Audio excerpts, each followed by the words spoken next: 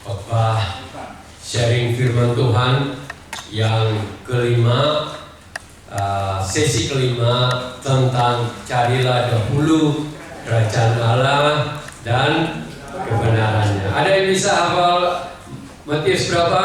6 ayat 33. Naomi tahu yang lainnya? Ya, saudara-saudara, kenapa pentingnya kita utamakan, kita nomor satukan cari dahulu Tuhan itu? Karena kalau tidak, kita itu sudah bisa kehilangan arah. Ya, kalau kita jalan ini kita tidak tahu apa yang, kalau kita datang katakanlah mau ke Chatswood, kalau tidak pernah ke Chatswood, kita tidak tahu jalan ke sini, kita harus siapkan dulu. Kalau dulu pakai map itu ya jalan apa, tapi sekarang pakai GPS, kita siapkan, tuntun kita. Nah ini sebenarnya tuh carilah dahulu kerajaan, sebenarnya menuntut kita kepada jalan yang benar dan sampai kepada tempat yang kita inginkan kita ini. Oleh karena itu hari ini mari kita siapkan yang kelima ini. Yang pertama ada tentang apa? Bapa, supaya orang mengerti Tuhan Yesus, kenapa ia lahir di muka bumi ini, Roh Kudus kenapa diutus atau dikirim dalam hidup kita. Dan yang keempat, kita seperti minggu lalu itu kita jangan lupa bahwa malaikat itu ada dan sangat penting di dalam hidup kita.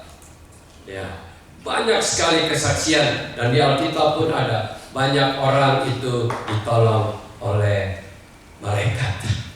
Ya. Nah hari ini satu pribadi yang sebenarnya adalah pribadi ciptaan Tuhan yang sangat luar biasa, dan dialah yang menghalangi pertumbuhan kita, dialah yang mengganggu hidup kita, merusak hidup kita, melemahkan kita, yang namanya adalah iblis atau dalam kurung alias setan.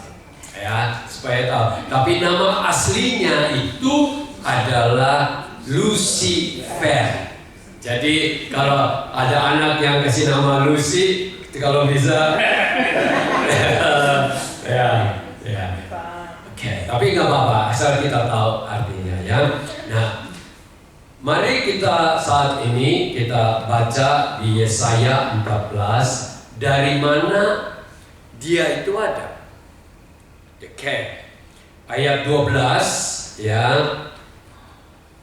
Dari mana? Apakah dia itu ada karena jahat aja maka dia ada, atau dia itu sebenarnya ciptaan Tuhan yang sangat mulia. Ayat 12 sampai ayat ini aja 15.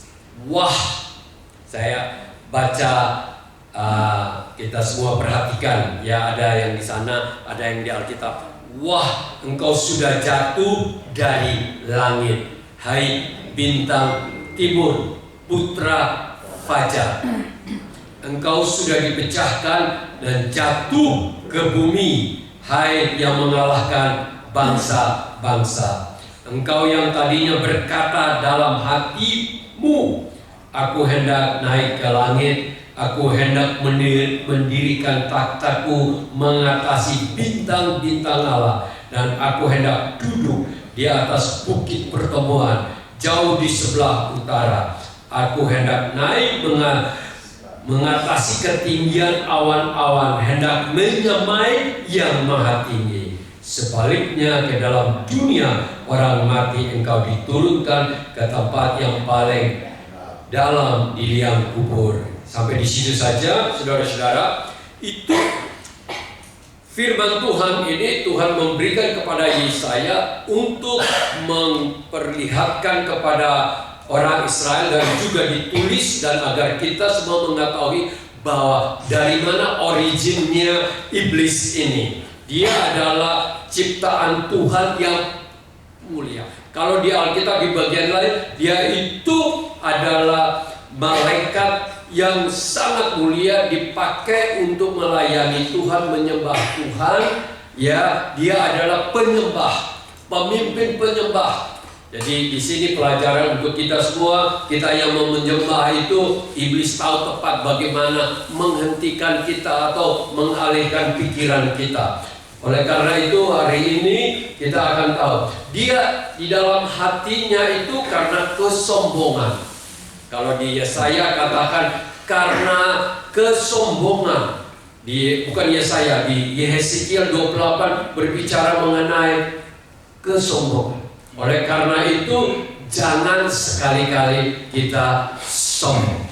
Karena sombong itu yang menjatuhkan Lucifer, ya, dan yang membuat Tuhan lempar ke dunia orang mati, ya. Nah, kapan dia dilemparkan ke dunia? Ya, kalau firman Tuhan katakan waktu dunia sudah dijadikan, tetapi peperangan dia kesemuanya itu sudah ada di sorga. Sudah ada di sorga. Dan kita tidak tahu sorga itu berapa lama sudah ada, ya, karena firman Tuhan katakan Tuhan itu ada sebelum segala sesuatu ada, dan Tuhan itu jauh lebih besar daripada semuanya, kekekalan itu. Jadi kita tidak bisa tahu, tidak ada. Cuma memang menurut para ahli katakan alam semesta ini diciptakan 13,8 miliar tahun yang lalu, ya, karena mereka mengukur cahaya yang datang dari ciptaan pertama itu, ya. Tetapi sekarang alam semesta kita itu berkembang, ya, besar, makin tambah besar. Tapi nggak apa-apa, kita banyak itu juga hanya teori, kita tidak tahu kebenarannya sampai di mana. Tapi yang penting adalah kita percaya bahwa Tuhan yang menciptakan segala sesuatu. Amin.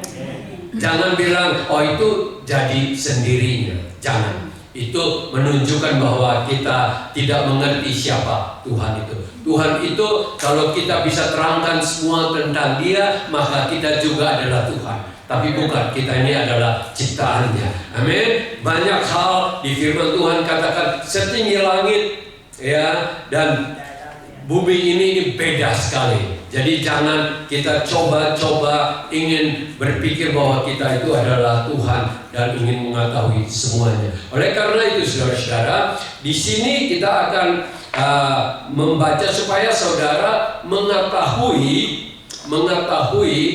cara kerjanya, bagaimana iblis itu mau menghancurkan gereja Tuhan, mau menghancurkan manusia, mau menghancurkan keluarga, menghancurkan iman kita. Ini kita harus hati-hati, karena sadar atau tidak sadar bahwa iblis itu berusaha untuk menghancurkan imanmu. Firman Tuhan katakan, ia bagaikan apa? Singa yang mengaum-ngaum berkeliling, ya. Oke. Tapi kalau kita yang ada di dalam Tuhan, meskipun dia boleh mengaum-ngaum, tapi tidak ada pintu masuk untuk menyerang kita. Dan iblis itu selalu menyerang pertamanya itu di dalam pikiran kita. Sebagai orang percaya, roh kita sudah ada Roh Kudus. Ada Roh Kudus, dia tidak bisa karena itu sudah rumahnya Roh Kudus ini, roh kita. Tapi dia dapat mempermainkan, dia punya semua intimidasi itu di pikiran kita. Pernah saudara alami itu, tahu-tahu pikiran kita itu seperti kacau balau gitu. Pernah alami seperti ada perasaan takut, tahu tiba-tiba datang, ya, perasaan rasanya kayak kecewa segala sesuatu, padahal ada baik-baik aja, tahu-tahu aja rasa gitu. Pernah saudara alam, tahu-tahu dipikirkan itu orang itu saya benci, tahu-tahu aja padahal tidak bikin apa-apa, ada rasa marah aja gitu. Itu ya, firman Tuhan katakan dia bisa datang membisikkan tipu muslihatnya untuk membuat kita ini menjadi orang yang menjadi korbannya. Jadi hari ini jangan sampai kita menjadi korban. Kita perlu belajar, karena setiap kita ini sangat penting sekali untuk mengetahui, karena kita di dalam hidup ini selalu ada yang namanya musuh atau kompetisi itu di dalam hidup kita. Setiap kita mau buka restoran saja, tidak lama lagi ada yang buka lain yang mirip seperti kita. Benar enggak? Pasti itu. Kita mau buka apa aja, pasti ada yang berusaha untuk mau melawan. Nah, disinilah iblis itu, dia itu ada untuk mau menghancurkan. Di sini saya ada tulis di sini, inilah dia nama-nama yang diberikan kepada dia, supaya kita tahu. Namanya yang pertama itu ular. Dia datang ke Adam dan Hawa, ular, disebut ular. Tapi ada juga yang disebut ular tua. Di Wahyu katakan ular tua yang menipu, yang mau menghancurkan bumi ini. Dan naga besar, dia itu julukannya. Ya, kalau kita tiap-tiap kita ada julukan kan, mungkin pendeta Sam yang kurang ganteng seumpama gitu, ada yang gitu, mungkin gitu. Jadi ada, itu aja saya pikirkan aja. Tapi Roni si ganteng gitu. Tapi ini dia. Nah, nama orang Yahudi menyatakan dirinya Beelzebul. Beelzebul itu penghulu setan, artinya bosnya itu. Beelzebul. Waktu Tuhan Yesus menyembuhkan orang Yahudi bilang, ini dia pakai Beelzebul untuk menyembuhkan orang. Ya, oke. Itu di Matius 12 ayat 24. Kita tidak usah harus baca karena banyak. Di firman Tuhan katakan kalau di Yohanes 8 ayat 44, Tuhan Yesus katakan dia adalah pembunuh manusia. Pembunuh manusia. Ya, di Yohanes 8 ayat 44. Bahkan dia dikatakan pendusta. Bahkan bapaknya pendusta. Arti bapak itu artinya sumbernya pendusta. Saudara-saudara, lihat di sini di Wahyu 12 ayat 10 katakan dia adalah penuduh. Penuduh. Dia yang mendakwah kita di hadapan Tuhan. Sama seperti waktu dia mendakwa Ayub. Dia katakan, Ayub itu ikut Tuhan karena Tuhan memagari dengan perlindungan Tuhan dan memberkati sehingga Ayub ikut Tuhan. Coba izinkan pagar itu diangkat gitu, pasti dia akan mengutuk Tuhan. Tapi dia salah, dia duduk, tapi dia salah karena Ayub tidak melakukan apa yang dia tuduh itu. Dia tuduh. Saudara-saudara, jadi kita di sini jangan suka main nuduh-nuduh. Hati-hati, ya, nuduh. Itu dia cap orang itu tidak bagus. Jangan, ya, karena kita tidak tahu orang itu sebenarnya itu siapa. Jangan sampai kita bilang, oh itu tukang tipu. Padahal kemungkinan kita salah mengerti. Benar gak? Jangan. Apalagi kita bisa bilang seseorang ini nipu padahal kita tidak pernah bertemu dengan dia, karena dengar cerita orang saja. Itu harus hati-hati, ya. Jadi oleh karena itu di firman Tuhan katakan dia adalah seorang perampok, pencuri, perampok. Kenapa? Karena semuanya dimiliki Tuhan, tapi dia ingin menguasai. Di firman Tuhan katakan dia juga adalah prince of this world. Prince of this world itu artinya ya pangeran lah, rajanya dunia ini sebenarnya. Tuhan Yesus berkata di dalam Yohanes, ya. Oleh karena itu kita perlu tahu ini. Karena kita tiap hari sebagai orang yang percaya pada Tuhan Yesus, dia ingin menghancurkan kita. Kalau orang di luar dia bilang ini sudah milikku, aku enggak kejar, aku tidak mau lawan mereka. Tapi yang mau datang menyembah Tuhan, mau belajar Alkitab, yang mau hidup benar, yang mau setia kepada Tuhan, dia berusaha dengan segala macam cara untuk menghancurkan hidup kita. Dia pakai tipu muslihat bermacam-macam. Ya, Tuhan Yesus sudah tahu tipu muslihatnya karena Tuhan Yesus sendiri dicobai. Dicobai bukan? Malah cobaannya itu bukan kayak pakai kata-kata mengancam-ngancam, tidak, pakai kata firman Tuhan. Tapi Tuhan Yesus lawan dia dengan firman Tuhan. Amin. Dan dia kalah. Karena itu kalau kita mau menang atas semua tipu muslihat, kita harus tahu firman Tuhan. Salah satu penyebab yang membuat Hawa itu jatuh di Taman Eden dan juga Adam, yaitu iblis itu twisted sedikit firman Tuhan itu saja, mereka langsung sudah kena jebakan. Dia tiap hari berusaha pakai ayat-ayat apapun karena dia tahu ayat itu, ya, dia untuk berusaha untuk menjauhkan kita. Oleh karena itu kita semua sudah siap untuk menang atas pekerjaan iblis yang mau menipu kita itu. Amin. Oke. Nah, sekarang pekerjaannya apa saja? Di sini saya catat. Melawan semua rencana Tuhan untuk keselamatan manusia.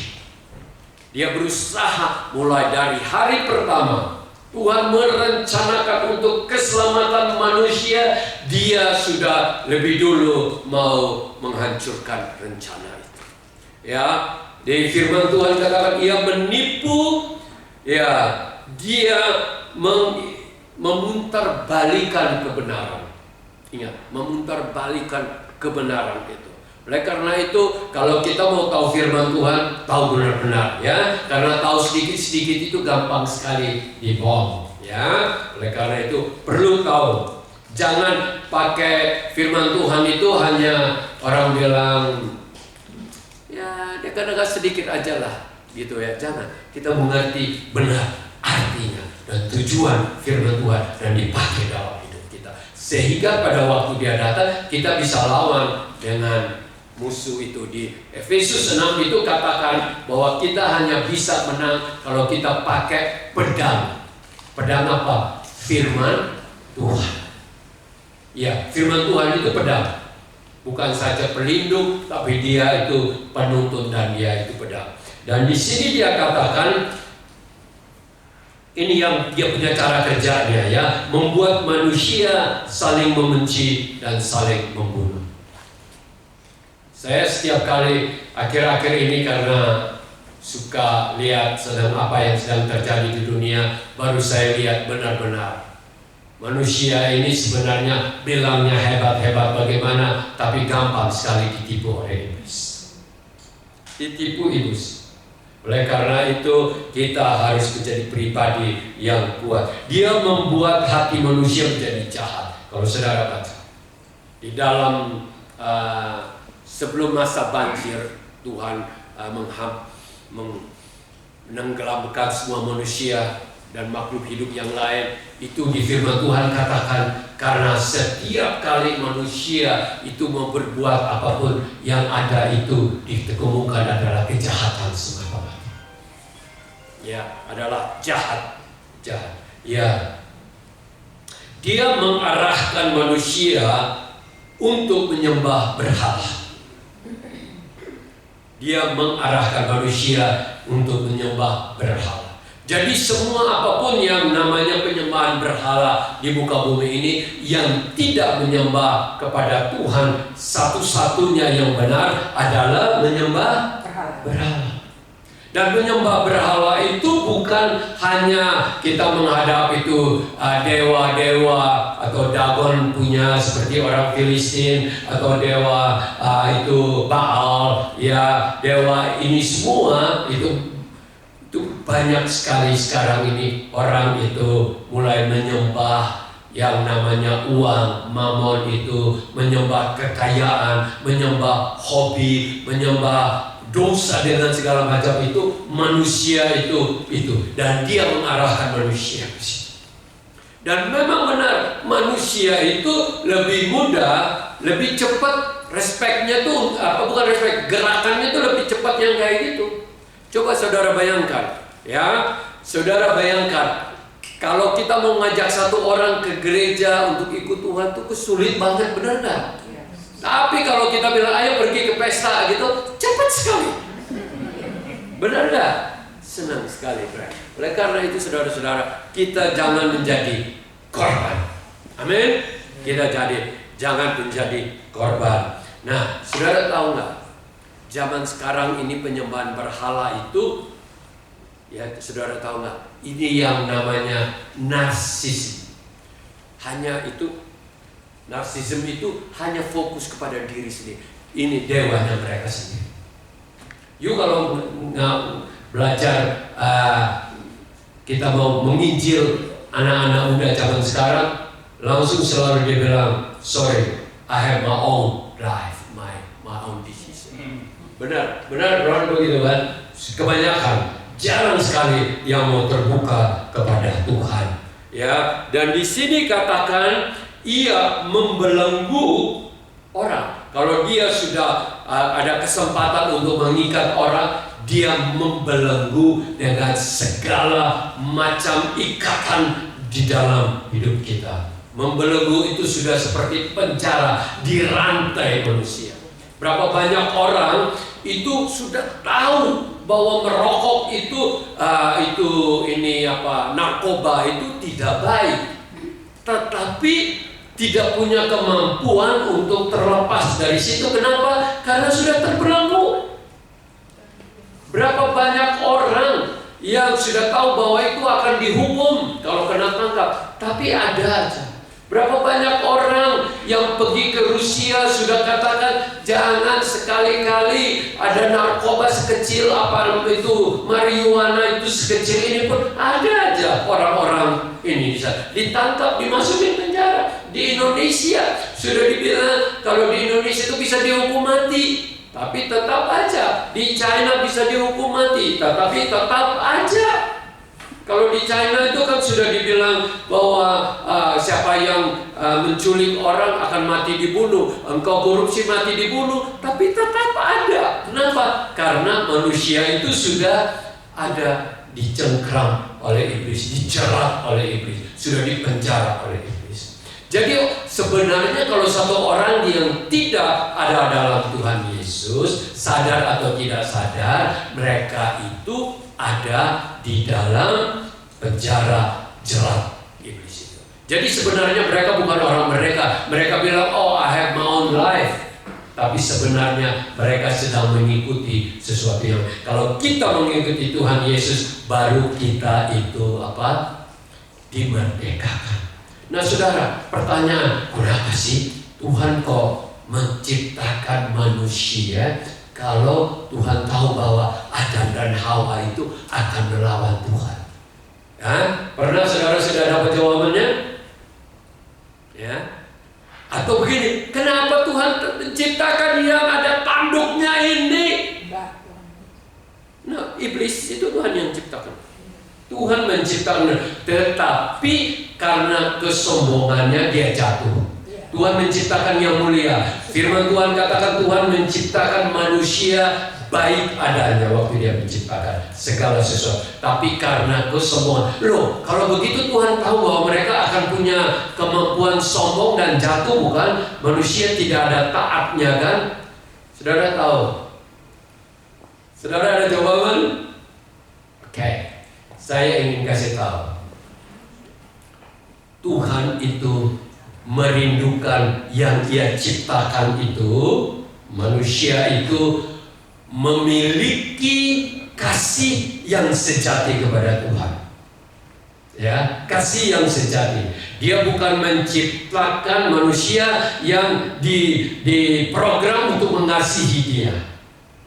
Dia menciptakan manusia yang punya pilihan untuk mengasihi dia. Tetapi bagaimana manusia bisa punya pilihan untuk mengasihi dia? Ya, kalau manusia itu tidak memiliki pilihan. Benar kan? Kalau kita satu anak kita bilang cinta mama ya, kalau nggak cinta mama pukul ya. Kira-kira itu benar nggak? Enggak. Tapi kita harus membuat dia itu sadar bahwa cinta orang tua itu baik dan benar, dan itu adalah yang Tuhan inginkan. Tuhan menghendaki kita mengasihi dia, tetapi dia tidak bisa paksa kita untuk mengasihi dia. Oleh karena itu, dengan yang disebut kasih sejati itu harus ada pilihan yang benar-benar sejati memilihnya itu. Dan dia harus mengizinkan iblis itu menjadi penggoda, penipu, dan yang gelap yang bisa berbuat jahat itu. Kalau dia tidak punya pilihan, Gimana dia bisa memilih Tuhan kalau tidak ada pilihan lain? Bisa mengerti? Kalau Tuhan itu tidak mengizinkan iblis itu ada di muka bumi ini, berarti manusia itu tidak punya pilihan. Dia mengasihi tapi karena nggak ada pilihan. Benar nggak? Kita punya pilihan. Dan pilihan kita biarlah hari ini pilihan kita benar, karena kita menolak iblis dan kita memilih Tuhan. Amin. Amin. Sudah sungguh-sungguh mengasihi Tuhan. Tapi kalau ada kesempatan untuk memilih, masih ada pemilih yang jahat itu? Tidak lagi, bukan? Kenapa? Karena kita sekarang ini ambil keputusan untuk memilih Tuhan. Dan Tuhan menghendaki yang demikian. Tuhan tidak mau kita ada di sorga tapi setengah robot atau robot. Tuhan tidak mau. Tuhan mau manusia yang Dia ciptakan sesuai dengan gambarnya Tuhan. Ingat loh, Tuhan itu menciptakan manusia sesuai gambarnya Tuhan atau ini. Dan manusia itu memiliki quality yang kita punya ini sama seperti Tuhan. Tuhan itu punya kemampuan ciptaan. Kita punya manusia kan, punya daya cipta kan. Kita bikin baju ini, gambar ini sebenarnya punya daya cipta sendiri kan. Kursi yang kita duduk ini ciptaan kan. Itu semua kita belajar dari Tuhan kita. Tuhan itu punya hikmat. Dan itu manusia punya hikmat. Tuhan itu punya kebenaran. Benar. Tuhan itu punya kasih. Tapi Tuhan itu adil. Ya, Tuhan itu menghendaki supaya kita itu miliki apa yang Ia miliki. Tetapi karena dosa merusak. Ingat ya, dosa yang merusak. Dosa yang menghancurkan. Dosa yang membuat manusia tidak punya kemampuan untuk hidup di dalam kebenaran karena dosa. Tetapi saat ini kita yang sudah mengalami Kristus, saya katakan mengalami Kristus, karena banyak orang hanya sebut nama Tuhan Yesus, tapi tidak mengalami di dalam hidupnya, berarti dia tidak memiliki transformasi kehidupan.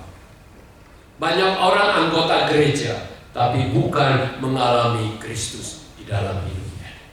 Dan orang yang bukti adalah mengalami Kristus harus terjadi transformasi di dalam hidup. Kalau dulu dia sama saja, dulu suka ngomong orang, sekarang masih suka ngomong orang, berarti dia tidak mengalami transformasi. Kalau dulu iri hati, sekarang masih iri hati, berarti sama aja.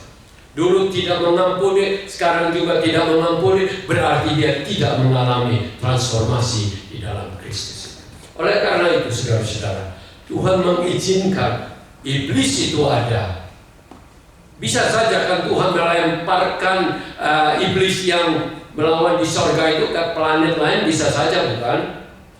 Ya, tapi Tuhan melemparkan ke muka bumi dengan tujuan pada waktu manusia ada, manusia itu harus melalui satu cobaan. Apakah manusia benar-benar mau mentaati Tuhan atau tidak mentaati Tuhan? Saudara-saudara yang dikasihi, mari hari ini kita terus belajar lagi. Ya, bukan itu saja. Dia itu membuat ini tipu muslihat iblis ini, saudara harus tahu. Dia membuat kepercayaan yang mirip dengan Kristen, yang identify bahwa sebagai Kristen, padahal itu adalah palsu. Saudara, saya di sini ada tulis 5 macam kepercayaan yang ada di muka bumi saat ini, 5 agama yang sebenarnya itu bukan kepercayaan yang benar, karena sudah ditwisted kebenarannya. Yang pertama ini di sini adalah ini agama Mormon. Mormon itu kelihatannya pakai baju putih, celana hitam, jalan injilin orang. Padahal kepercayaan, kalau makin kita baca ke dalam, kepercayaannya itu sebenarnya melawan kebenaran Tuhan. Dia punya kepercayaan ini supaya tahu aja. Dia punya kepercayaan bahwa Tuhan Yesus dan iblis itu kakak beradik. Ya. Bahwa Allah Bapa yang menciptakan ada dua anak, satunya bernama iblis, satu bernama Tuhan Yesus. Ya, kayak itu kepercayaan. Dan dia punya kepercayaan yang di dalam itu banyak sekali yang melawan kebenaran firman Tuhan. Jadi kalau kita jalan di Darling Harbour, tahu-tahu ada dua orang datang, ada tulis nama, tulis itu elder penatua siapa, kalau bisa ini, ya kita hindari aja karena tidak ada gunanya. Mereka terus, saya kasih tahu, ya supaya kita harus hati-hati. Dan juga nomor 2 itu saksi Yehova. Perlu diketahui bahwa mereka itu tidak percaya Tuhan Yesus sebagaimana Tuhan Yesus itu adanya. Siapa dia sesungguhnya? Mereka selalu di dalam memakai ayat di Kolose 1 dan 2 katakan bahwa Tuhan Yesus itu ciptaan yang pertama dari dan yang sulung dari segalanya. Jadi Tuhan Yesus itu ciptaan oleh Allah Bapa itu. Padahal kalau kita percaya bahwa Tuhan Yesus itu adalah firman, dan firman itu bersama-sama dengan Allah, dan firman itu yang menjadi manusia. Itu harus ini ya. Ingat loh. Saya kemarin sudah mau siap berangkat bagi orang mau nikah kan besok kemarin ada 2 orang nikah, jadi kita 2 harus hadir ya. Sudah tahu diketok oleh orang Indonesia. Saya nama apa? Paul. Saya Paul dan ini tante ini sudah lebih tua, sudah rambut putih, semua datang injilin saya. Jadi dia baru datang, saya sudah pakai celana, siap mau pakai ganti baju ini. Saya mulai kasih tahu itu, saya mengasihi kamu, kamu itu salah. Kamu itu ditipu oleh guru-gurumu itu sehingga kamu ini. Kamu mau berkorban untuk menginjil itu bagus. Kamu pintar, kamu tahu ini nama pemilihnya selamat, berarti kamu tahu ini orang Indonesia sehingga kamu orang Indonesia datang ngetok pintu di sini. Tapi kamu kasihan dah. Saya bilang, kamu kalau tidak bertobat sungguh-sungguh menerima Yesus sebagai juru selamat, oh dia yang mengutus kita untuk dua-dua datang sini. Iya benar, itu baik karena itu ada di firman Tuhan. Tetapi utamanya kamu salah. Waduh, dia jadi aku mau menginjil orang ini yang menginjil lagi saya. Langsung, oke kalau gitu kita jalan pulang aja sudah. Itu saksi Yehova. Ya, hati-hati. Kalau mereka ketemu sudah tahu mereka punya siapa Tuhan Yesus itu yang terbalik atau tidak benar. Ya. Kita semua kesini, oke? Jangan masih ragu-ragu siapa Tuhan Yesus itu. Tuhan Yesus itu adalah Bapa, Putra dan Roh Kudus satu adanya. Tuhan Yesus adalah firman dari Allah itu yang menjadi manusia, lahir menjadi daging. Amin. Jadi pegang ini, jangan orang injilin terus omset kok begitu lagi. Mesti benar, oke? Nah, dan ketiga ada ini mereka semua ini dibangun ini tahun 1800 lebih, semuanya keluaran Amerika, ya.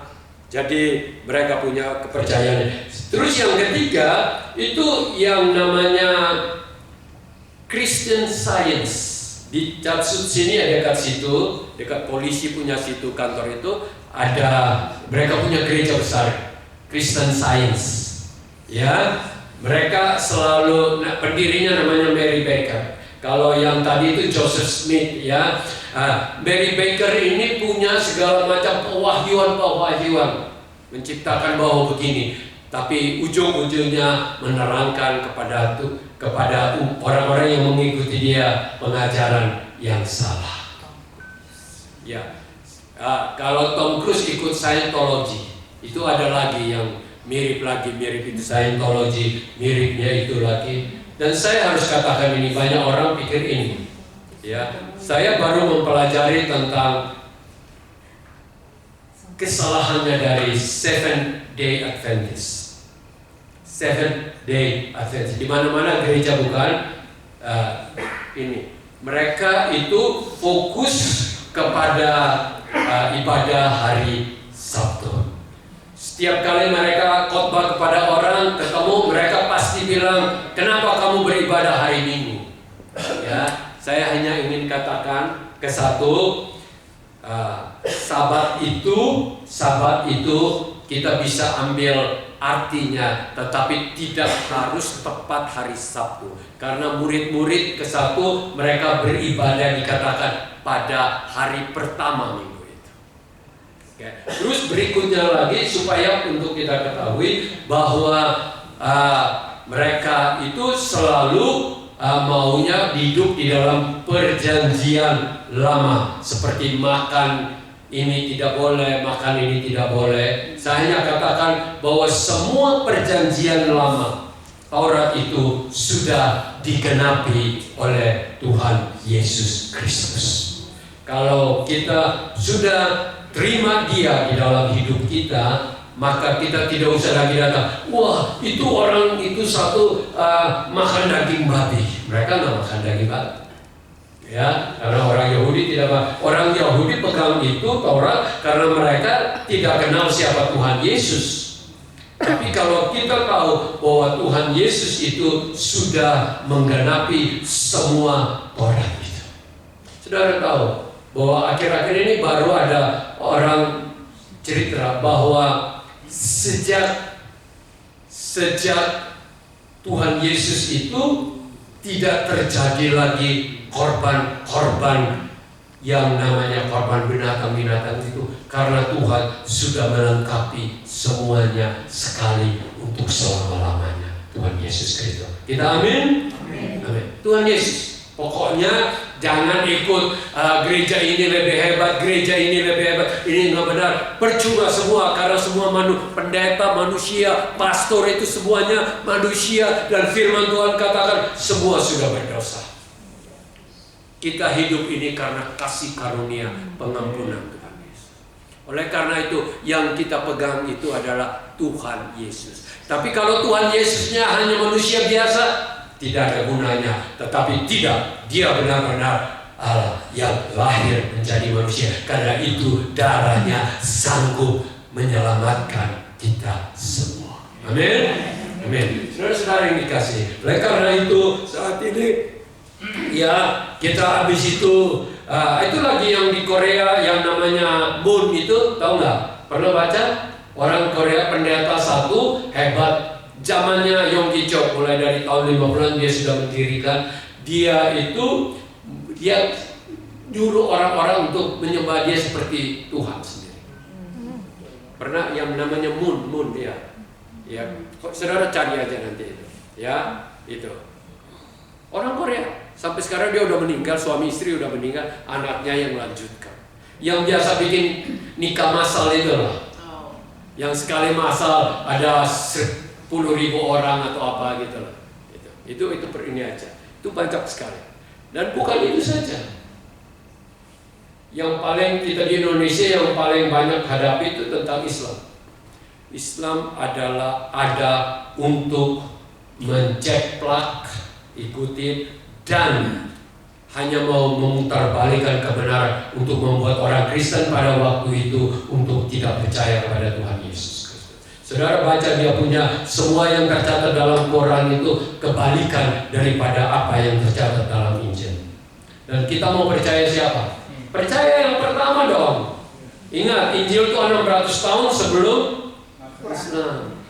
Jadi jangan bilang, oh itu semua baik. Tidak ada, hanya yang satu yang benar, yaitu Injil kasih karunia.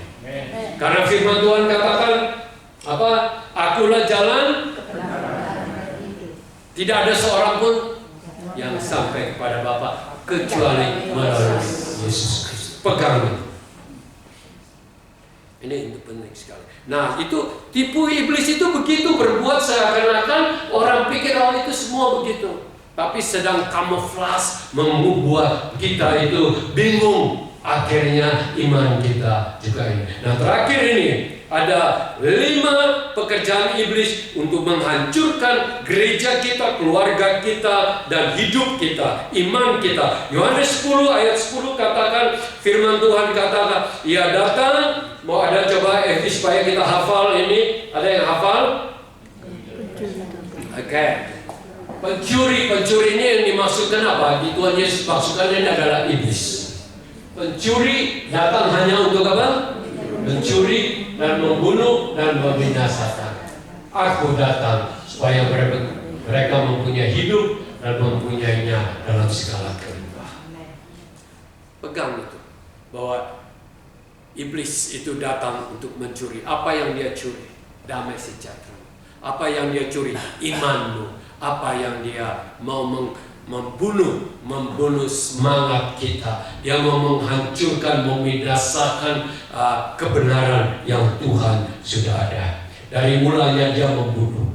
Karena Tuhan Yesus sudah katakan, dia datang membunuh dan memusnahkan. Oke, di sini dia selalu berusaha untuk memecah belahkan kita di antara gereja. Ingat loh, gereja Tuhan itu, perpecahan itu datangnya saya hanya ingin kecuali. Ada kecuali Tuhan mau kita rintis gereja itu, Tuhan punya mau. Tapi kalau gereja pecah, saling bermusuhan, itu kira-kira datangnya dari mana? Tuhan Yesus mengajar untuk saling mengampuni, saling mengasihi. Kok jemaat saudara hanya gara-gara ini bisa saling bermusuhan? Itu semua datangnya dari iblis. Oke, dia mau untuk menyesatkan kita dan dia membuat kita saling membenci. Saudara harus hati-hati. Saya itu ketemu banyak pendeta. Banyak pendeta itu masih banyak yang benci pendeta yang lain. Saya kasih tahu aja. Karena dulu pernah disakitin atau pernah dikecewakan atau rasa pernah dipergunakan gitu, jadi diam-diam ngomong-ngomong itu. Karena saya tahu cara reaksi mereka.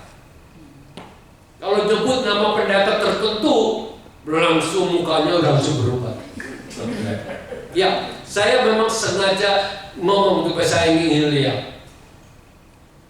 Ya, oleh karena itu kita di sini, puji Tuhan, kita anak-anak Tuhan di sini tidak ada yang kita benci, amin. Yang kita kasihi aja, amin. Ya, kita belajar dari Tuhan Yesus. Dia yang tidak salah, dia datang untuk memikul kesalahan kita. Dia yang bayar harganya, amin. Bahkan dia mati, waktu dia mati aja orang yang menganiaya dia bilang, ampunilah kesalahan. Benar nggak? Bisa nggak ini? Mau nggak? Takutnya ngomong aja di sini. Oke. Perselisihan. Saya selalu dengar perselisihan itu terjadi di mana? Di Galatia 5 itu katakan itu adalah pekerjaan kedagingan. Hasil dari tipu muslihat iblis itu dalam perselisihan.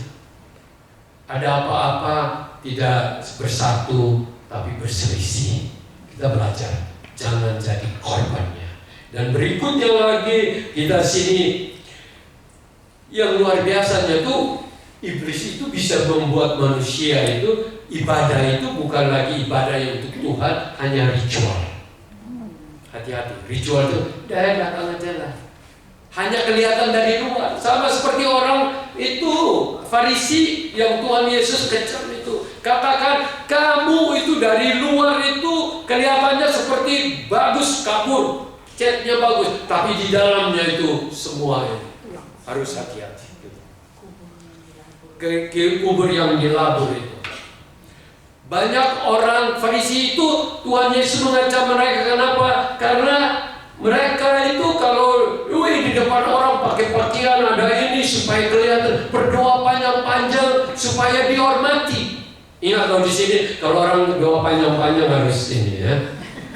Gak apa-apa kalau benar-benar dia punya beban untuk berdoa, nggak salah. Tapi hanya karena asal kelihatan supaya saya pintar berdoa, hati-hati. Ya, Jadi jangan membuat itu hanya satu ritual tradisi. Ingat loh, iblis bisa membuat itu sehingga gereja itu mati. Ingat loh, bukan berarti kita masuk yang namanya ada salib itu, ada roh Tuhan di situ, belum tentu. Belum tentu. Banyak itu hanya ini aja.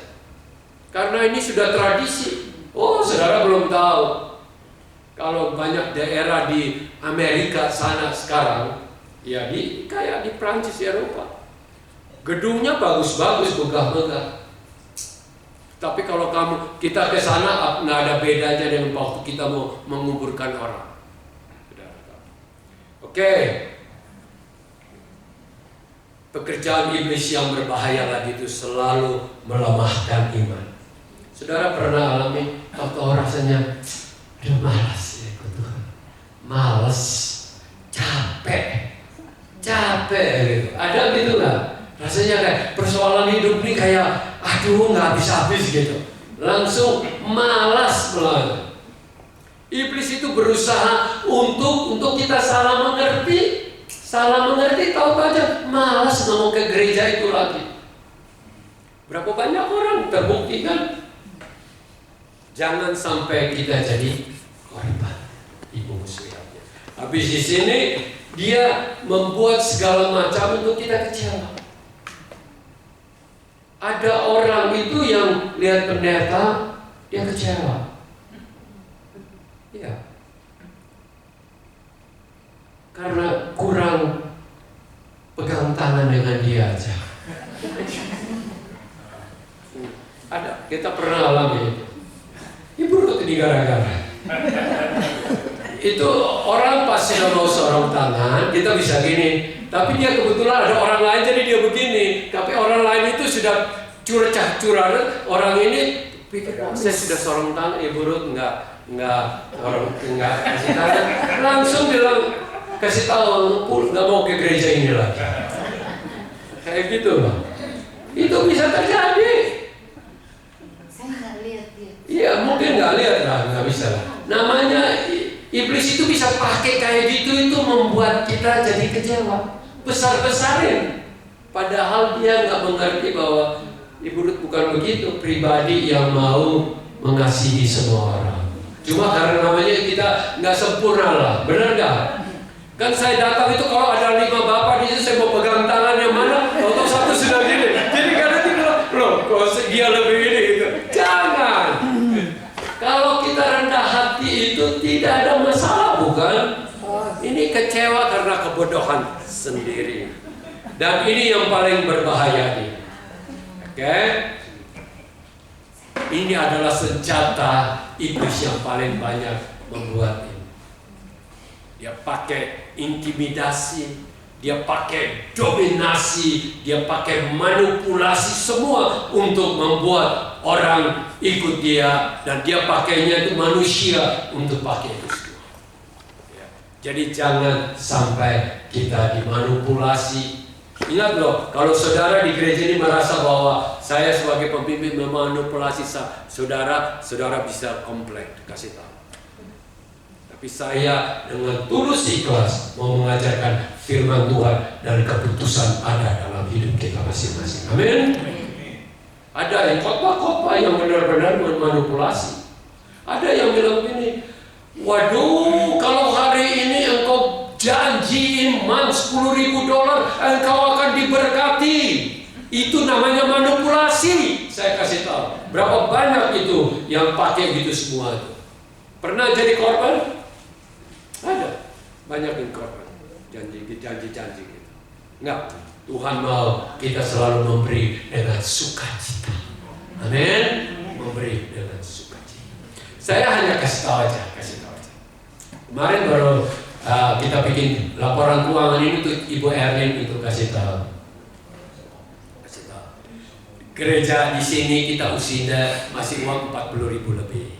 Sejak kita mulai 3,5 tahun yang lalu, 4 ini untuk kasih tahu. Karena kita ada laporan, mau bikin laporan ke pemerintah. Tapi total secara keseluruhan hari pertama kita bangun gereja sampai sekarang, saya tidak pernah meminta-minta uang. Saya hanya mengajarkan perlunya penting kita memberi, karena itu menunjukkan kasih kita kepada Tuhan dan kasih kita kepada gereja Tuhan. Saya hanya kasih tahu bahwa sekarang uang gereja ada 1,4 juta. Saya tidak pernah minta, saya hanya kasih tahu aja. 3 gereja ini ada 1,4 juta. Ya, ada uang, bukan uang ini cash di bank semua. Saya hanya kasih tahu ini karena saudara anggota, saudara juga. Di sini memang kita nggak banyak, hanya 40-an ribu aja di sini ya. Tapi secara keseluruhan, ya.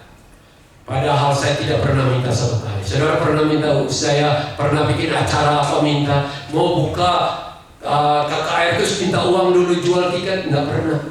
Selalu saya katakan kita memberi, maka kita beri. Nggak pernah bilang ada gereja kalau kamu beli early bird 250, tapi kalau kamu 1 bulan sebelum ini nanti jadi 400. Tekniknya manusia bukan, tapi kalau kita memberi, saudara. Dengar, saya hanya kasih tahu bahwa Tuhan memberkati gereja kita. Kalau memang kenapa ada yang bilang saya sudah 30 tahun lebih nggak punya gereja. Karena saya juga tidak punya misi untuk itu. Saya punya misi bawa orang ke Tuhan Yesus hidup benar.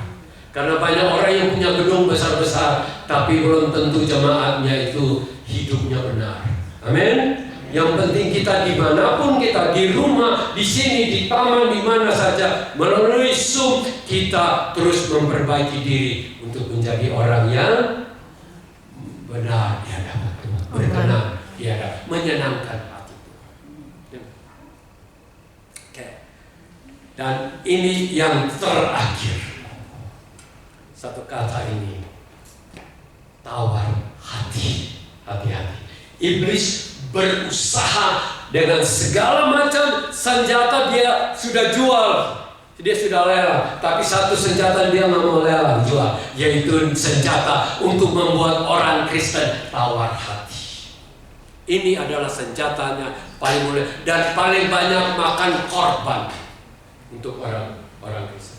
Tahu-tahu aja tawar hati hidup ini. Tawar hati dengan Tuhan, tawar hati ikut datang ke gereja, tawar hati untuk melayani, tawar hati untuk berkobar-kobar menginjil. Tawar hati itu harus kita jaga. Bahasa ininya tuh kayak sedikit mau putus asa, tapi ini ya mirip putus asa, atau yang ini bahasa Inggrisnya tuh discourage. Kayak hidup ini kayak kenapa begini sih ya hidup ini kok? Aku sudah berbuat baik kok begini, Hasan. Mulai bangkit bersama Tuhan. Hati-hati. Suami istri pun kenapa? Keuangan CRD yang tahu semua. Oke, sorry, CRD kapan tahu? Memang 1-2 tahun ini sudah diserahkan ke Diki, jadi Diki ngatur sama saya sama ini dulu. CRD selama 30 tahun melayani keuangan, ya, puji Tuhan.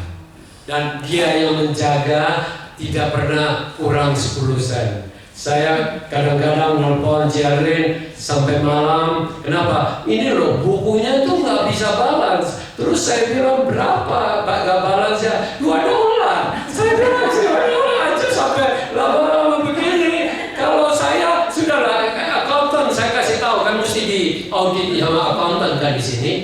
Ya bilang ini kasih tahu dihilang $20. Saya nggak tahu di mana juga. Oke, lah itu kita kasih tahu bahwa itu bisa masuk pada bawah pengeluaran yang kadang-kadang kita nggak bisa. Ini semua kan hanya hal kecil.